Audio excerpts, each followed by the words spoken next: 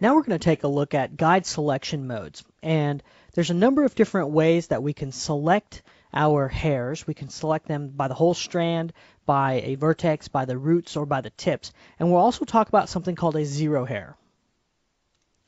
Okay, so as we're selecting our hairs, okay, as we go through and pick these, we're actually choosing this first option, which is select guides. Okay, so this will allow us to select the entire strand or the entire curve of the guide hair. Now, we can choose a different option. This option is to actually go in and select them by vertices. Okay, so now if we go over here, we can see I have some vertices here that are kinked up, so I can select just these vertices. And now with my brush tool, I can go in and brush, and it only really affects those. Now this one's affected because of the way that the tangency works, okay, but you notice that the neighboring vertices do not get adjusted. So there we can use this to kind of straighten out a kink that we might have in that curve, okay, or that guide hair. Let me go back to my selection mode. Okay, we'll select, and we can go back and forth between these. So if I select this hair and then go into vertex mode, you notice it selected all of the vertexes in that guide hair, and then I can actually pick up the whole thing and move it if I want. Okay, so you have a lot of freedom with that. Now the next option you have is to select by root. Okay, and if you look very closely, now when I pick these, if I have this selected, I can't. But if I select the root, it grabs the entire guide hair. So this, let's go into the side view here. We'll use this to take our sideburns. Okay, so I'll just go in and select these sideburns. And then I'm going to grab my brush scale tool, and I'm going to scale these in. Okay, so I'm going to scale these in to where they're itty bitty, and I'm going to call these, actually I'm not going to scale these, I'm going to cut them. So I'll do them even better. I'll just go in and I'll cut these down, and I'm going to create what are called zero hairs. So they're there, but they have a scale of 0, so a size of 0 they are not going to render. Okay, so there they are. Those are all chopped off, and that's one way to clearly define what you're working on. Now the next option that we have is to select them by the tips. Now what this does is allow us to go in and pick up these hairs only by the tips.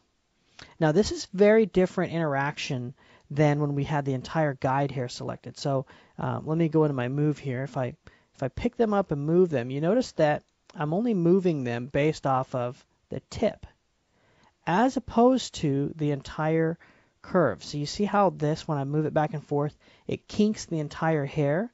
And now when I go to tip and I click and drag, I'm not getting the whole hair kinked, I'm only kinking the end.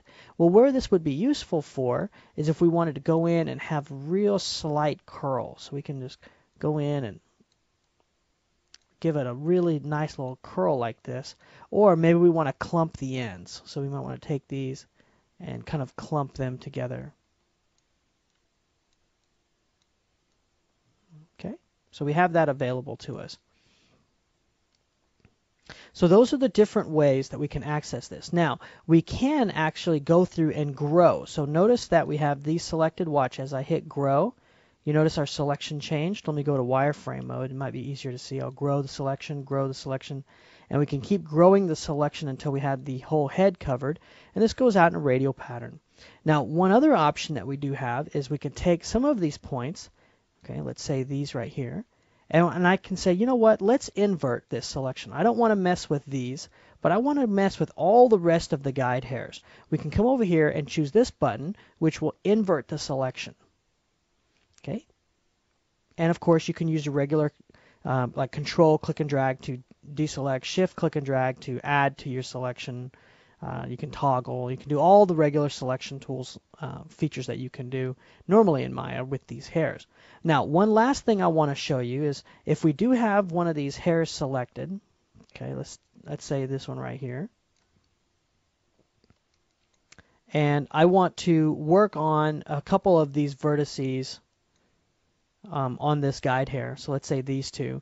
What I can do is take and tweak these two. So let me pull these, let's say like this. And then I can use this button to move the vertices up to the next two or the next one. Okay, as you can see here. This is how you can move the vertice up and down the chain. Okay, so lots of ways of really tweaking and fine-tuning your curves that you'll be using to style your hair.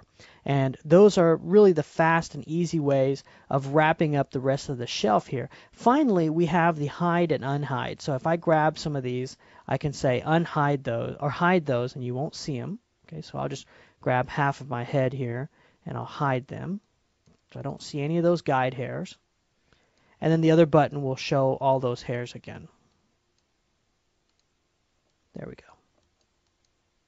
Okay, so just an easier way for you to manage the hair guide hairs on your head, because as your body and your character expands in complexity and your hair systems, it's just all these tools are great to help you manage all of the different ways that you can not only work with them. Let me pull this back a little bit.